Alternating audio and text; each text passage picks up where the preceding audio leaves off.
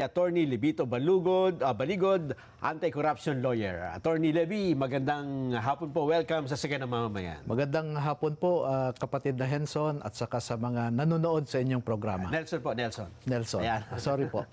Okay lang po. Kumusta po ang hinahawakan ninyong kontrobersyal na kaso? Itong paglantad ng 18 mga dating sundalo. Opo, inaasahan namin na aksyonan sana ng ombudsman yung aming sinumite, pero ang ginawa po ay ibinigay sa National Bureau of Investigation para imbestigahan itong mga 18 kung ano ang kanilang identities at background. At 2 beses po kaming pumunta sa NBI at nung huling pagpunta namin doon, Marso 17, ay nakita ko po na meron na silang structured na mga katanungan. Nakalista na po, no? Okay. At ang tinatanong po nila ay hindi talaga tungkol doon sa laman ng kanilang affidavit, kundi totoo ba na dati kang Marines? Paano ba kayo nagkita-kita ni na Attorney Baligod? Ano ang sinakyan nyo? Papunta sa press conference ninyo, kilala, mga ganun po, no, mga peripherals. At nakita ko po yung intention talaga ng NBI noong pagdating pa lamang namin sa NBI office po, ay pati plaka ng aming mga sasakyan ay nililetratuhan nila. Okay. Pero hindi ba, ang sabi nga ng NBI, ano lang naman ito, parang, siyempre, kahit daw sa polisi, kahit sa presinto, pumunta ka, kailangan alamin mo muna kung credible ba o yung nagre-reklamo ba ay kung sino, di ba, Attorney Levy? Yun nga po, yung identity ay na-establish naman namin. Pero yung hinahanap nila na credibility daw, hindi naman po nagtanong tungkol sa nilalaman ng kanilang affidavit para malaman nila kung credible ba o hindi. Parang sa tingin ninyo, tama naman na kilalanin mo yung identity at tingnan yung background. Pero parang too much, parang hindi naman dapat ganun ang normal. Opo, isipin po ninyo, pati kung nasaan ang safe house nila ay tinatanong nila. Ay, oo nga. Parang hindi nga tama. So, hindi sincero po na pag-iimbestiga ang kanilang ginawa at may halong panloloko. Paano Kasi, panloloko? ang sabi po nila sa amin pagdating namin doon ay, Attorney, ito hindi ito custodial investigation. Kasi kung custodial investigation po ay kailangang may kasamang abogado ang bawat isa. So sabi ko, kung hindi custodial, okay lang. Pero nagbigay ng payo yung director nila. Ang sabi, si Attorney Baligod, dapat kumuha rin siya ng sarili niyang abogado dahil iniimbestigahan din siya. Ang sabi niya. So hindi po nagtutugma. At custodial investigation na yung nangyayari talaga. Pero alam nyo, Kuya Nelson, merong nung natapos na ang tanungan, ipinakita sa akin nung mga investigador yung natapos nila na dokumento, no? Yung question and answer. At nagrereklamo sa akin si Benny Bolante, for example. Ang sabi niya, Sir, hindi naman nila ako tinanong kung ano yung nalalaman ko tungkol sa pag-deliver ng mga maleta. Tapos nung binuluntaryo ko na sabihin sa kanila, hindi nila sinali sa aking affidavit. So, ang tinanong ko yung 2 investigador. Ang sabi po nila sa akin, Sir, hindi na namin sinali dyan dahil nandun naman nasa pinagsamang sinumpaang salaysay nila. So, yun po ang explanation. Kaya po nung ibinibigay sa akin yung iba, wala hong laman yung mga mga tanong. Hindi naman tungkol... Hindi tungkol doon sa sinasabi. Kaya ang sabi po ng mga investigador, sige sir, pwede bang ituloy natin ito? Magbibigay kami ng supplemental na mga katanungan, hintayin nyo na lang yung susunod naming subpoena, sabi nila. Kaya hindi po totoo yung sinasabi ni NBI Director na ayaw daw pumirma ang ilan sa mga former soldiers ng kanilang affidavit. Oo. Hindi pa ho tapos eh. Ayun, kaya hindi pa pinipirmahan. Opo. Teka muna, nung una kayong pumunta doon ay 16, di ba? Opo. Tapos, nung bumalik kayo ay 16 pa rin ba? O, 18 na po. nabuo na Nakompleto. uli. Kasi yung una po namin, nanganak po kasi yung isa, yung asawa nung Oo. isa. At sinamahan din nung isa para may kasama po na bumiyahe. Oho. Pero nung pangalawang imbitasyon ay kompleto na po. Oho. Kasi nung una po kayong lumantad, February, 25, 24? 24. 24, opo.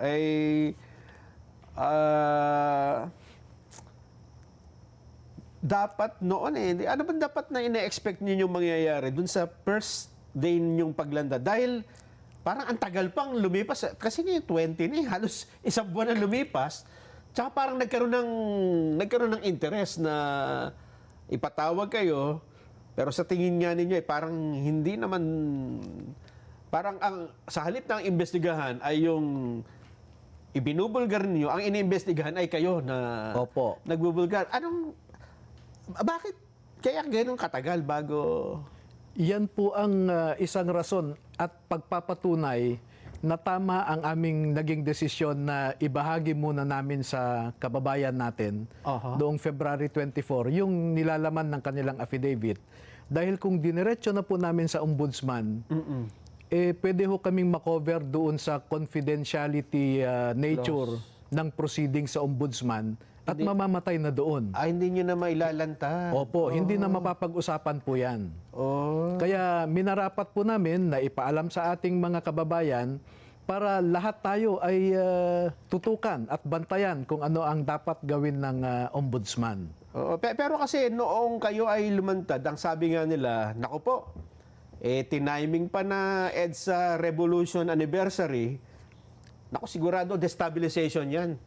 Tapos mga dating sundalo di ba, ganyan din noon na pagka gusto mong magkaroon ng kudeta, may mga lalantad na mga dating sundalo, kaya mga sundalo.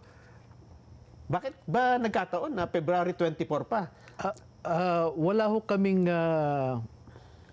deliberate na plano na lumabas sa araw na yan na ang sinasabi nila wrong timing. Ako po ay nagtataka sa katanungan na yan dahil ano po ba ang dapat na timing? Ano ang right timing? Ano ang right timing para ilabas po ang katotohanan? No? At kung timing ang pag-uusapan, palagay ko tamang-tamang timing Kasi EDSA Revolution ay gusto nating ipaalala sa mga tao. Manumbalik ang kaisipan natin sa naging rason kung ano ang nangyari noong 1986. Ang isa pang sinasabi, sigurado may nagpondong malaki dyan, kaya ito naman matagal nyo nang nasagot, pero ngayon lang namin kayo nakausap. Mas maganda siguro ay yung mga nakakasubaybay sa atin, maintindihan din yung sagot ninyo tungkol dito. Alam niyo po kung sinasabi nilang nabayaran kami, nabayaran ang mga sundalo, pwede ko pong ipakita sa inyo yung text messages namin nung isa na nanganak yung asawa. Dahil yung hindi nyo kasama nung isang araw. Opo. Kasi sir, pwede bang tulungan mo ako? Kailangan ko lang pambayad sa ospital. Nagpa-GCash pa ako sa kanya. And then sabi niya, sir, naiwan pa yung anak ko sa ospital. Pwede bang makatulong kayo? So, kung nabayaran po ang mga ito, hindi na ho siguro hihingi ng, ng konting halaga. At saka siyempre, ang pagkakaalam ko sa Marines, di ba, hindi naman, ewan ko, di ba, pero sa matagal ng panahon, hindi sila ganun no? Na sa pere, no? Opo, yung nandun po yung disiplina, no? Ang sabi nila, sir, sanay naman kami sa hirap. Yung papasukan namin ay marahil ito na yung huling laban na papasukan namin. Dahil gusto naming magpakasundalo para sa ating bayan. Yun po ang talagang rason nila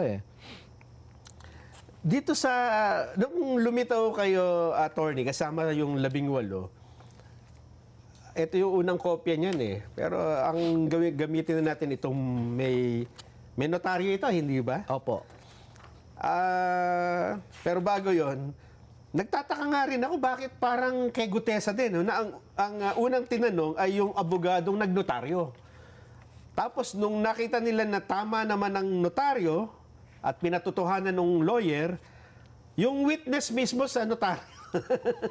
Nagtatawanan nga kami dito ni Jan. Sabi ko, ngayon lang ako nakakita ng gano'n. Kasi sa tinagal-tagal naming reporter na nagko-cover ng mga kaso sa DOJ, wala pa kaming na-encounter na yung notaryo ang iniimbestigahan eh. Kaya po doon natin makikita yung totoong pag-iisip ng nasa gobyerno ngayon, no?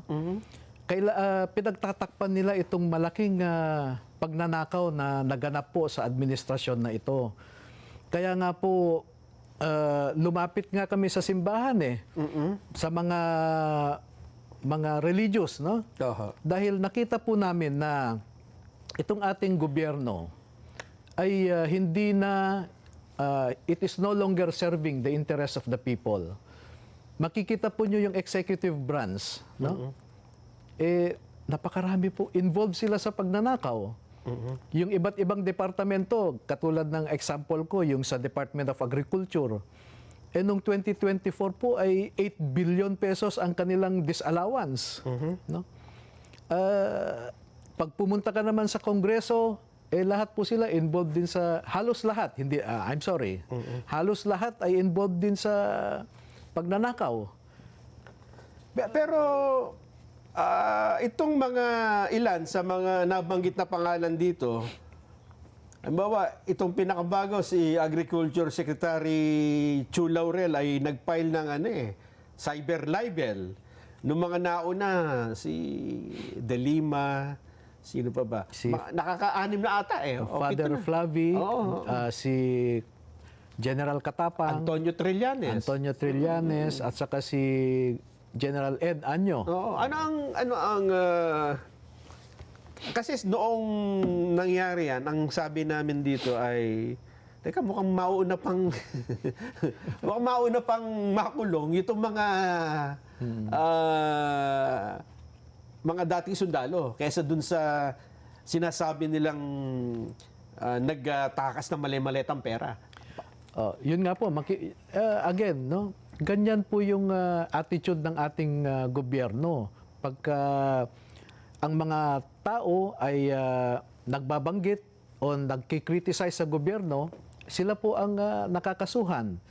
Pero sabi namin, itong mga cyber libel na ito ay sasagutin naman po namin. Pero sana yung mga akusasyon namin ay sagutin din nila. Wag nila kaming takutin, wag nila kaming iharas kasi halimbawa po, pinupuntahan ang mga bahay ng mga 18 na ito. Hinahanap sila, may nagpapakita na pulis kami, nasaan si ganito. Ganon. Opo. Pero teka muna, kasi itong inyong mga,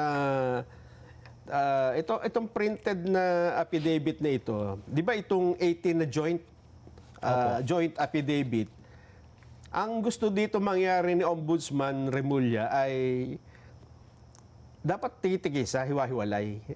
Ginawa na po ba ito? Pag titingnan nun po yung affidavit, kasi kine-question niya, imposible naman na itong 18 laging magkakasama. Pero palagay ko hindi niya nabasa yung affidavit. Hindi nga nabasa. Kasi yung pinagsamang sinumpaang salaysay, makikita po dyan na yung naunang pagpapahayag ay common sa kanila, ang kanilang alegasyon. Pero pagdating po sa mga delivery sa ating mga mambabatas, katulad halimbawa ng isang senador dyan, ay binanggit naman po kami, si Tube, Voluntate. May pangalan. Po. Kung sino yung involved sa isang particular na sitwasyon. Opo, oo. At saka yung mga litrato po dyan ay sample lamang po yan. Kasi halimbawa may isa dyan na lumabas ang litrato sa loob ng bahay niya. Kung tinanong sana kami ng NBI o sa mambabatas na ito, ano ang katibayan nyo? Na totoo. So inilabas din po sana namin, ito yung litrato ng bahay. Ayun. Ito yung mga litrato ng mga sasakyan na nakaparada sa harap ng bahay. Pero wala pong ganung pagtatanong eh. Para magkaroon kayo ng parang supplemental na Opo. patutunayan. Pero ito po, dahil aminado naman itong mga dating sundalo na nung dinideliver nila ito, hindi na naman nila alam kung saan galing eh. Ang ibig sabihin na hindi naman nila alam na ito'y galing sa flood control Opo. o kung anumang project. So po, posible din na may mga picture dito, attorney, na nag-deliver sila ng pera na hindi naman talaga may kaugnayan sa pondo ng gobyerno. Maaring transaksyon lang ni Saldico sa isang negosyo niya. Si Saldico, Yes. nag-deliver siya ng commission sa isang mambabatas. Okay, pwede. Kaya ang sabi po sa transmittal letter ko kay Ombudsman Aha. ay maaaring may violation sa Republic Act 3019 Okay. at saka Republic Act 6713. Kasi yung mambabatas tumanggap ng malaking halaga, Oo. hindi naman niya po ni-report sa kanyang SALN. Ayun. So that is- So doon papasok. Oo, Oho. criminal offense din po yun. Halimbawa naman, nag-deliver sa isang pribadong tao, tapos yun naman halimbawa, ang binabanggit nila si Andrew A. Nag-endorse at binayaran ng napakalakiting halaga. Pero wala naman yata dito si Andrew A. sa picture. Ano? Opo. Pero posible ba yun na may ganun din? Na Meron din- nautusan din sila sa ganun? Opo, halimbawa isang pribadong mamamayan, Apo. dineliveran ng pera Oo. at may katibayan na ilang maleta yan, Ayun. dineclare ba niya sa income tax return niya? Ayun. Kung na-declare, so walang problema. Opo, tax Ayun. evasion po yun. Oo nga. So ang ibig lang ninyo sabihin dito, andito lahat ito, patunayan natin kung alin dito talaga yung... Kasi dapat ang nag-iimbestiga ng anomalya, nangangalap ng ebidensya. At saka na lang niya sasabihin, ito hindi to pwede, ay ito hindi to pwede. Hindi pwede, hindi kayo pwede lahat.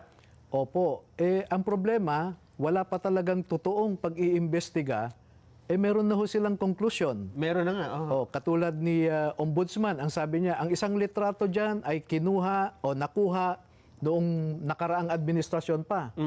At alam ko po yung tinutumbok niyang litrato. Kung alin dito. Oo, pero pag nag-imbestiga siya, ipapakita namin yung metadata Aha. ng litrato na yan. Yung pagkakakuha ng Oo, petsa mismo. Nandyan yung petsa, yung oras. Oo. Na ito ay hindi matagal ng picture, kundi... Opo, Anong taon yun? September 2022. Ayun. Oo, ganun din ang bago mag-imbestiga ang NBI, ang dami na pong nilabas na konklusyon ang kanilang direktor. So parang baligtad. Conclusion muna bago investigasyon. Opo, parang ganyan po ang nangyari sa... Ayun nga po. Teka, kasi kaya na nabanggit ko kanina dito, attorney. Eto ha. Asan ba yun? May napansin kasi ako rito na sabi ko, mukhang dapat talagang investigahan. Mayroon binanggit dito na kasama rito ang mga larawan. So ito yung mga picture, no? Oo. At video. Meron ba dito sa ano? Hindi ko po pwedeng mai-attach ang video Ayun yan. nga, yung Kasi sinasabi. video, di Yun ba? ang sinasabi namin. Sabi ko, ibig sabihin, yung mga nandito, picture. Meron pa silang hawak na ebidensya. Ganun po ba? Tama po ba? Kasi po yung iba dyan, parang screenshot lang ng Video. video. Ayun, tama. Oo, parang portion lang ng video. Yun nga sinabi namin dito na katulad nito, nagdi-deliver. Hindi natin alam kung talagang picture to o screenshot ng video. So Opo. may mga picture dito na talagang galing sa video pala. Meron po, oo. Kaya pag isusumite sana namin yung kopya ng video sa kanila, makikita nila. At saka mapapatunayang, kasi ang sabi nila, naku po, yan ay AI generated Dito ba ito po ba, attorney, ay bago nyo pinayagan, siyempre abogado kayo, madadawit kayo kapag yung mga picture dito ay pinayagan yung mailagay, pero hindi nyo na-check. Lahat po yan ay tiningnan ko. At galing talaga sa mga telepono nila. Ibig sabihin, hindi ito ipinasa lang. Alam ninyo kung yung binabanggit yung metadata. Lahat ito meron. Oo, nakita ko po yan. Oo. Ah. Oo. In fact nga, meron din nagdududa na kung ilan ang na-deliver. Pwede ho na, kasi halimbawa yung helicopter dyan na ginagamit, Opo, itong nandito. nandyan po, mga 4 na litrato yan na pinapakita yung parehong helicopter. Pero pwede ho naming ipakita na, naku, ilang litrato po yan. Hindi lang ho siguro 50. Ganun? Oo. Mga picture, ganun kadami? Kasi sample lang po yan.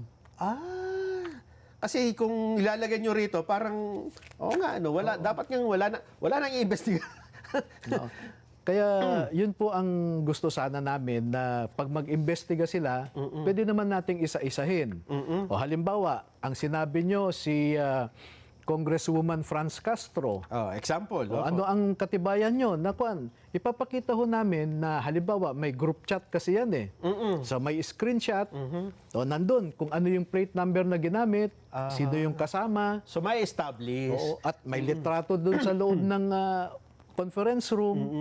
So hindi ho gagawa ng kwento itong mga sundalo na ito na laban sa mga malalaki, maimpluwensya at mayayaman na mga individual. No? At ayaw ko rin ho silang ipasubo na gagawa kami ng kwento na makakasira sa puri ng isang tao. You know, malalim po ang aming paniniwala na yung the good name and reputation of a person is the most precious possession that he or she can have. And we cannot afford to be reckless po para lang manira ng puri o pangalan ng isang tao. Pero in-expect nyo ba na ganito ang magiging reaksyon ng mga nag-iimbestiga sa flood control? Yes po. Kasi kaya po napilitan ako na hanapin itong mga kasamahan ni Gutesa dahil nakita ko kung paano nila trinato si Gutesa. So sabi ko, totoo kaya ang sinasabi ni Gutesa? Malamang may mga kasamahan siya. Kaya ko po hinanap at nalaman ko na totoo ang sinasabi ni Gutesa. So bakit pinagtatakpan nila ngayon? Yung ICI, for example, napapanood naman natin po yung proseso ng ICI. Halatado naman po na pang-cover up yan eh. So kaya po minarampat natin na hanapin ang mga ito. At meron ding gustong tumulong pa para magdagdag ng mga ebidensya. Anong ibig nyo sabihin? Teka lang ha. Aking idadigest yung huli yung sentence ha. May ibang gustong tumulong pa na magdagdag ng ebidensya? Yes po. Itong 18 sundalo, may iba pang susunod? Malaki po ang posibilidad. Ito bang mga ito ay mga dati ring sundalo o meron ding mga... Kasi ang dami rito nabanggit ng mga tao na hindi naman sundalo. Alin po yung mga kasamahan nila? Opo. Hindi, halos lahat po yan ay dating sundalo. Ang hindi lang sundalo dyan dati ay yung mga drivers. Ayun nga, yung sinasabi ko, meron bang mga ganun na possible in the future o hindi natin alam, baka next week or... abangan po natin, Kuya Nelson, kung anong... Ito ang napansin ko dito. No, na, kasi kay Gutesa, isa lang, ang lakas ng impact eh, no?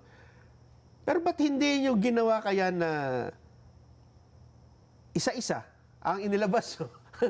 Every week may lumilitaw. Alam ba, ang inuna nyo rito ay yung pinakamaraming may alam. Tapos, isa-isang lumilitaw. Ano kaya nangyari? Wala ho kasi kaming iniisip na strategy or ano. Simple lang po ang sa amin, no? Ang nilalaman niyan are not their personal truth. They are not political truth. Objective truth po ang nandyan, no? Kaya kung ilan silang handang lumabas po sila. Pero sa haba ng kwentong ito at sa dami nila, matagal yung binuo ito. Ibig sabihin, siyempre, hindi mo basta tatanggapin, attorney, di ba? At ang gagawin nyo, gagaya siguro ng ginawa ng NBI, chinek nyo muna lahat. Opo. Una kaming nagkita-kita nung ilang kasamahan nila, October pa lang. Oo. So, So usap kami November hanggang December. Pagdating ng Christmas break, sabi ko sa kanila, pag-isipan niyong mabuti, kausapin niyo ang pamilya niyo. Oo. Kasi mahirap na Oo nga, tama. lalabas kayo, pero hindi kayo nag-usap ng pamilya. So ihanda niyo rin ang pamilya, sabi Yes, ko. opo. Kaya pagbalik ng Enero, ganun pa rin po. At paulit-ulit po yan na tinatanong ko sila. Oo. Kasi nagte-take notes ako kung nagsasalita sila.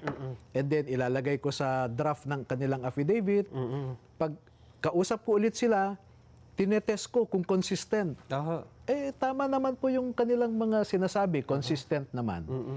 Kaya ayun na nga, nung February, nung na-review nila lahat, binigyan ko sila ng tig-isang kopya nila. Parang 1 linggo pa ho bago namin ipa-notaryo eh. Oo nga. So, ibig sabihin, tama. Kasi kung paparatangan kayo ng, hindi, it will take time talaga pala, no, na mabuo itong testimonya nila. Anong nakikita nyong kahihinatnan nito? Kasi ngayon ay 2026, 2 years na lang eh. Magpapalit na tayo ng administrasyon. Ito ba yan, kailangan pa ba natin itawid dito sa kabilang ibayo? Ganun po ang malaking posibilidad na mangyayari dahil nakita natin ang galaw ng Ombudsman, ang NBI, ang Kongreso at ang Senado na ayaw nilang pag-usapan ito, ayaw nilang imbestigahan. No? So siguro magkakaroon tayo ng oportunidad kung magbago ang ating administrasyon at yung susunod na administrasyon ay bukas ang kaisipan na imbestigahan ito. Ay, pero sa bagay, buti na lang madali na, no? Sandali na lang. Pero sa tingin nyo, may impact din ito. Kasi siyempre, sa election, kung anong issue ng bayan eh. Kung ano ang mainit na issue, may epekto yan sa magiging behavior ng mga botante. Malaki bang epekto nito sa tingin ninyo sa magiging resulta? Kung ang ating mga kababayan po ay mapanuri, no? At they keep on engaging on this issue, palagay ko may epekto po 'yan. At kung hindi magbabago ang pag-iisip ng pamahalaan natin ngayon Yung pagtrato dito? na magkaroon ng totoong investigasyon, baka hindi po maganda ang paningin ng mga botante sa kanila. Ang sabi ni Senador Lacson noong, siguro napanood nyo rin naman sa hearing na payag na siyang ipatawag kayo yung mga dating sundalo. Pero binawi niya yata kinabukasan at ayaw na daw ng maging circus. Ano ang tingin nyo? Yun nga, nagtataka rin ako kung bakit biglang ganun ang paningin ni Senador Lacson sa ganitong issue. Kasi yung mga nakaraan na subaybayan naman natin ang kanyang political career. Opo. At ipinakita niya sa taong bayan na isa siyang masugid na lumalaban sa korupsyon. Pero biglang nagbago ang kanyang pananaw eh. Sabi ko nga, ang pagdududa niya ay imposible daw yung 805 billion pesos. Kasi kinumpute niya, mukhang hanggang ngayon daw nagde-deliver pa. Kung ganun talagang kalaki. Oo. Pero hindi makapaniwala si Senator Lacson sa 805 billion. Samantalang ang estimate ng isang professor po ay 1.5 to 1.9 trillion ang ninakaw. Wow, laki. So halos kalahati lang itong binabanggit ng mga sundalo na ito. Pero sa tingin nyo ba yung mga example, i-accept muna natin na ito talaga galing sa pondo ng gobyerno, kasama na kaya dito yung iba pang, ang ibig sabihin, hindi kaya ito ay hindi lang flood control project? Ay, opo. Kasi yung dumating na pera kay Saldico ay galing sa iba't ibang sources. No? Halo-halo na yun. Opo, hindi lang flood control eh. Halimbawa, yung sinasabi nila na nag-deliver si General Katapang ng Bucor, kay Saldico. Hindi naman siguro galing sa flood control yon. Oo, kasi nga sabi niya, hindi naman ako involved dyan. Wala naman akong kinalaman sa flood control. Ba't ako bibigyan? Oo. Oo. Pero marami po pag sana lumabas si Mark Tiksay o si Paul Estrada, Aha. kasi meron po yung iniwan na parang diary niya Ah, So makikita po nyo doon, ang daming iba't ibang sources Pati nga yung PhilHealth. ayun ba yung pinagtataka ko, attorney, no? Bakit itong dalawang nababanggit lagi, nabanggit na ito sa Senate hearing Nasa transcript ito Yung Mark Tiksay at yung isa, yung Paul Estrada, bakit kaya hindi ipinapatawag or hinahanap man lang? Exactly po, no? Wala akong narinig na sinabpinahan, pero ang pagkakaalam ko ay nasa labas ng bansa sila. Oo. Pero kahit na, Ayun di nga. ba? Sa pinahan mo para makatulong sana sa pagpapaliwanag, pero wala pong ganong effort At doon nakapaghinala. Oo, talaga naman, oo. Maraming salamat sa pagpunta nyo rito sa studio. At least nagkaroon tayo ng pagkakataon na linawin yung iba rito. Ito pala yung sample pa lang pala ito. Opo, meron kami kasing sinasabi sa practice na ultimate facts. No? Okay. Yung mainit na topic ngayon sa impeachment. Kasi yung ultimate facts, sabihin mo lang kung ano yung alegasyon mo Aha. para kung magkaroon ng investigasyon, saka mo ibigay yung mga ebidensya mo. Ayun, pagka nandun na. Opo. Oo, halimbawa yung binabanggit. Ito ako kung unang nakapansin doon na larawan at video. Sabi ko, teka muna. Hindi mo may ilalagay yung video dito. Exactly po. So meron talagang video. Yan ang sinasabi ko sa mga NBI na we are ready to comply with your subpoena to present digital evidence, mga litrato, etc. Pero hindi naman nila tinanong. Ayaw nilang hingin. Pero ito ba, attorney, siyempre, yung mga ebidensya na yan, digital, pwedeng mawala yan, mabura Naka-ano ba ito? Naka-safe keep? Ibig sabihin ano man ang mangyari, ay meron ng kopya nito. Opo. Pwede namang ilagay sa cloud Sa lang. cloud, oo. Bigyan niyo akong password. Sure. Maraming salamat. Baka meron po kayong gustong sabihin pa sa ating mga kababayan, attorney. Opo, sa ating mga kababayan ay wala kaming intensyon. Walang intensyon itong 18 na dating mga sundalo na basta manira ng puri ng ninuman.